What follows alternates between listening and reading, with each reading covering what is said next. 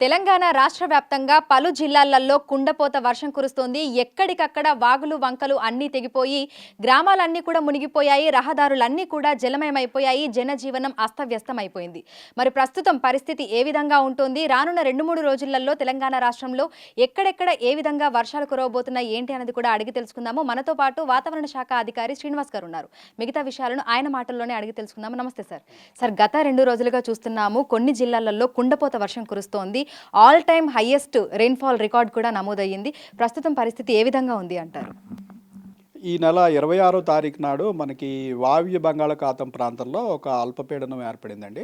అది తర్వాత క్రమంగా బలపడి మరింత తీవ్రమైన అల్పపీడనంగా నిన్న ఉదయానికి మారి అదే ప్రాంతంలో ఇంచుమించు 12 గంటలు దాటి కూడా మనకి కంటిన్యూ అయింది.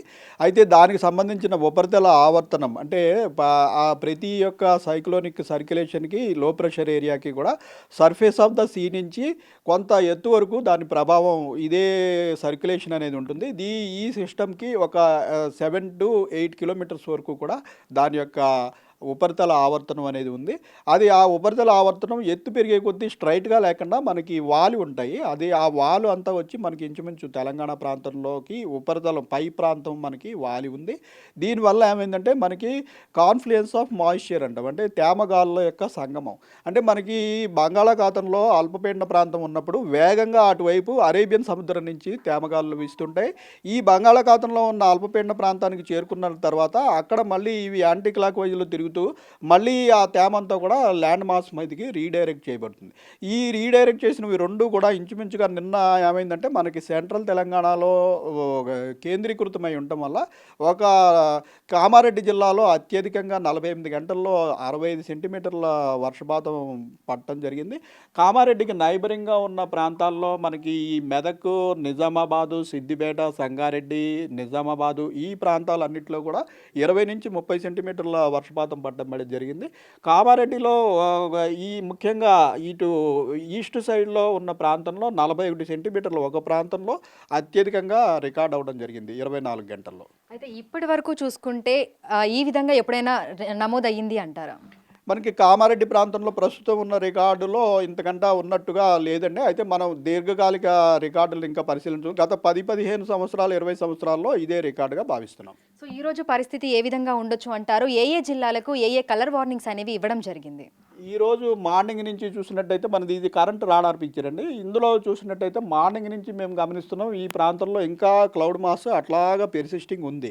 కామారెడ్డి ప్రాంతంలో ఈరోజు మార్నింగ్ నుంచి ఇప్పటి వరకు 11 సెంటీమీటర్ల రెయిన్ఫాల్ మళ్ళీ రికార్డ్ అయినట్టుగా మనకి సమాచారం ఉంది. అంటే ఆల్రెడీ ఈరోజు 8:30 వరకు గత 48 గంటల్లో 65 సెంటీమీటర్లు, ఈ 8:30 నుంచి ఇప్పటి వరకు మరొక 11 సెంటీమీటర్లు అంటే 76 సెంటీమీటర్ల వరకు ఇంచుమించుగా కామారెడ్డి జిల్లాలో మనకి వర్షపాతం రికార్డ్ అయింది.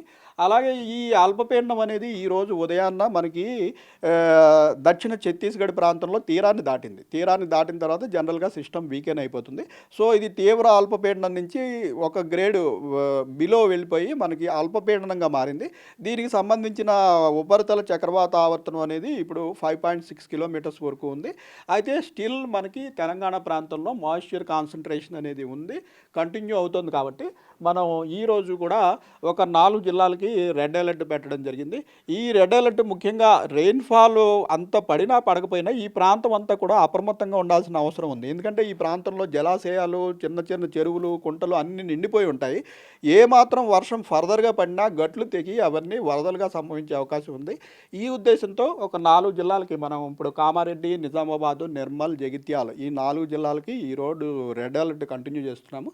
నార్త్ తెలంగాణలోని మిగిలిన అన్ని జిల్లాలు అలాగే మనకి సెంట్రల్ తెలంగాణలోని అన్ని జిల్లాలకి కూడా ఆరెంజ్ అలర్ట్ పెట్టాము.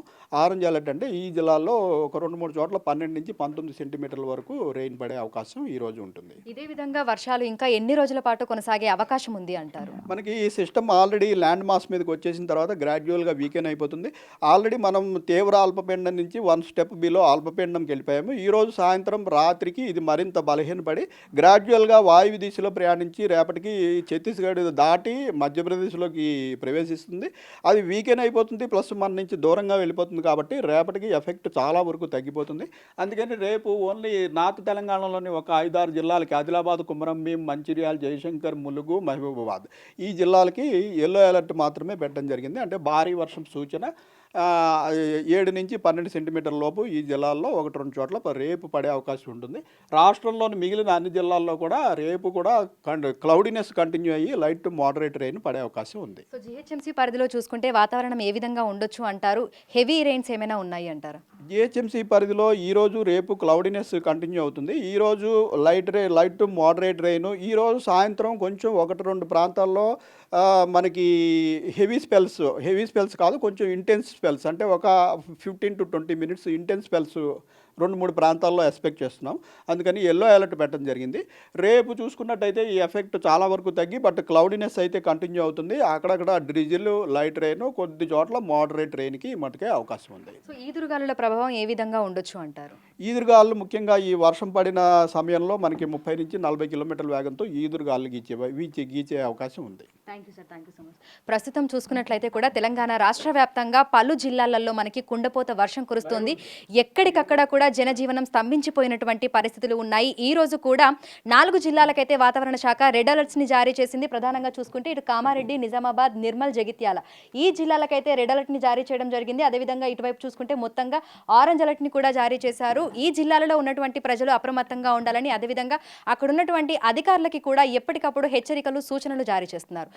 శ్రీనివాస్తో అంజుమ, బిగ్ టీవీ, హైదరాబాద్.